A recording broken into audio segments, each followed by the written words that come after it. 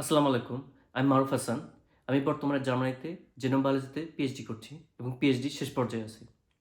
আজকের ভিডিওটিতে বাংলাদেশের শিক্ষার্থীরা কীভাবে উচ্চশিক্ষার জন্য বিদেশে আসার পুরো পরিকল্পনা করতে পারে এবং সে আলোকে নিজে গড়ে তুলতে পারে সে বিষয়ে আলোচনা করব।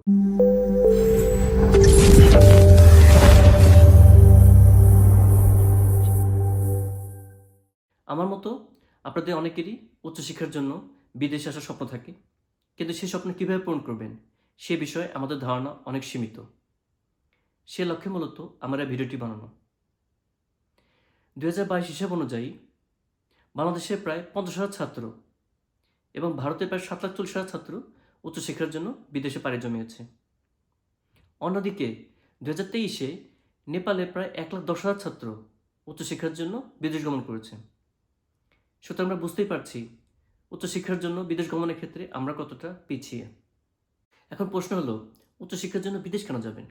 বিদেশে উচ্চশিক্ষার অন্যতম কারণ হলো আন্তর্জাতিক মানের শিক্ষা ব্যবস্থা, আন্তর্জাতিক মানের বিশ্ববিদ্যালয়, আন্তর্জাতিক মানের ল্যাব, নিজের জ্ঞানের ভাণ্ডারকে সমৃদ্ধ করা, নিজের প্রোফাইলকে আন্তর্জাতিক মানে করা, নতুন দেশ এবং কালচার সম্পর্কে জানা, ভ্রমণের সুযোগ এবং নতুন চ্যালেঞ্জের সম্মুখীন হওয়ার মাধ্যমে নিজের অ্যাডাপ্টেশন পাওয়ার বা অভিযোজন ক্ষমতা বাড়ানো।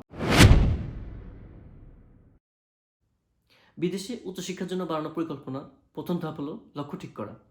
আপনি কি দেশে ক্যারিয়ার করতে আগ্রহী নাকি বিদেশে ক্যারিয়ার করতে আগ্রহী? দেশে যেমন ভালো কিছু করার সুযোগ আছে, বিদেশে তেমনি রয়েছে অফুরন্ত সুযোগ। সুতরাং আপনি কি চান তার উপর ভিত্তি করে আপনার লক্ষ্যটাকে ব্যাচেলর থেকে ঠিক করা উচিত। তাহলে নিজেকে প্রস্তুত করার অনেক সময় পাবেন। পরিকল্পনার দ্বিতীয় ধাপ হলো আইএলটিএস। আইএলটিএস অর্থ কী? আইএলটিএস এলাবোরেশন হলো international English language testing system, অর্থাৎ ইংরেজিতে দক্ষতা যাচাই পরীক্ষা। বিদেশ আসতে গেলে, বিশেষ করে উচ্চশিক্ষার জন্য আসতে গেলে আপনাকে ইংরেজি জানার একটি নির্দিষ্ট লেভেল পূরণ করতে হবে। এছাড়া কানাডা, আমেরিকার কিছু বিশ্ববিদ্যালয়ে জিআর স্কোরও লাগে।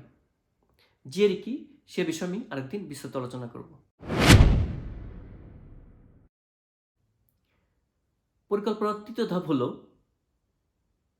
আপনি কোন দেশে পড়তে চান এবং কি বিষয়ে পড়তে চান সে বিষয়ে ধারণা রাখা। এক্ষেত্রে প্রিপারেশনটা সহজভাবে নেওয়া যায়।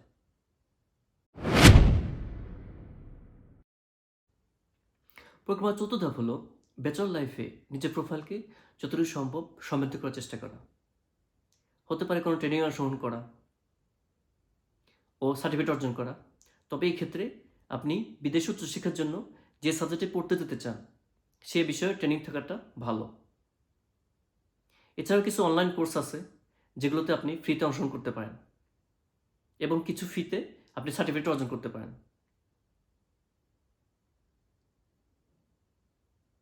এছাড়া ইন্টারন্যাশনাল জার্নালগুলোতে পাবলিকেশনের চেষ্টা করা। তবে ব্যাচেলরে তেমন হাই ইনপুট বা রিলেবল ডাটা থাকে না, ফলে পাবলিকেশন অনেক কষ্টসাধ্য হয়ে পড়ে। সেক্ষেত্রে আপনি আপনার প্রফেসর বা যারা মাস্টার্স করছে তাদের সাথে যোগাযোগ করতে পারেন এবং তার সাথে কথা বলতে পারেন যে আপনি তাদের গবেষণায় ইনভলভ হতে পারবেন কিনা বা রাইটিংয়ে ইনভলভ হতে পারবেন কিনা, যাতে আপনাকে তারা সেকেন্ড অথর, থার্ড অথর অথবা ফোর্থ অথর হিসাবে ইনক্লুড করে। কিছু অনলাইন বেসিক টুলস সম্পর্কে আপনার ধারণা থাকা উচিত, যেমন Google Scholar, web of science, science direct, NCBI, Microsoft Word, Microsoft এক্সেলের অ্যাডভান্সড ইউজ, আউটলুক মেইল কীভাবে ব্যবহার করবেন, কিছু রেফারেন্স ম্যানেজার যেমন ইননোট, মেন্ডেলি সম্পর্কে ধারণা থাকা।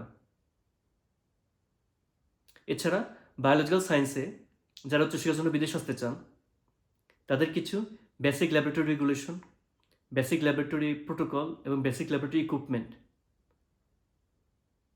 এবং অটোমেটিক পাইপলাইন সিস্টেম কীভাবে কাজ করে সে বিষয়ে ধারণা থাকতে হবে। এক্ষেত্রে আপনি ইউটিউবের সাহায্য নিতে পারেন। এছাড়া ব্যাচেলার পরে আপনার জব এক্সপিরিয়েন্সও আপনার প্রোফাইলকে হেল্প করতে পারে। পরিকল্পনার পঞ্চম ধাপ হলো সিভি, কভার লেটার অথবা মোটিভেশন লেটার এবং রিকমেন্ডেশন লেটার আগে থেকেই প্রস্তুত করা। যাতে অ্যাপ্লিকেশনের সময় আপনার প্রসেসটা অনেক সহজ হয়ে যায়। পরিকল্পনার ষষ্ঠ ধাপ হলো আপনি স্কলারশিপে না সেলফে নিয়ে যেতে চান।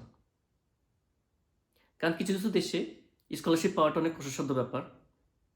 সেক্ষেত্রে আপনার আর্থিক ব্যাপারটা মাথায় রাখা জরুরি। আরেকটি ব্যাপার যেটা আমাকে কেউ কখনো বলেনি, সেটা হলো দেশে থাকতে পারলে ড্রাইভিংটা শিখে রাখা ও লাইসেন্স নিয়ে রাখা। কারণ বিদেশে ড্রাইভিং লাইসেন্স নেওয়াটা অনেক কষ্টসাধ্য এবং ব্যয়বহুল ব্যাপার। আপনার যদি দেশে বেসিক ট্রেনিং এবং লাইসেন্স থাকে, বিদেশে আপনার ড্রাইভিং লাইসেন্স পাওয়াটা অনেক সহজ এবং কম ব্যয়বহুল হয়ে থাকে। সর্বশেষ হলো নিজের ব্যাপারে কনফিডেন্স থাকা এবং লক্ষ্য অবিচল থাকা। আজ এটুকুই। ভিডিওটি যদি ভালো লেগে থাকে তবে লাইক, কমেন্টস এবং শেয়ার করবেন। কারণ আমার এই ভিডিওটি বানানোর মূল লক্ষ্য হলো যারা উচ্চশিক্ষার জন্য বিদেশে আসার পরিকল্পনা করছে তাদেরকে প্রিপারেশনে সাহায্য করা। সবাই ভালো থাকবেন। ধন্যবাদ।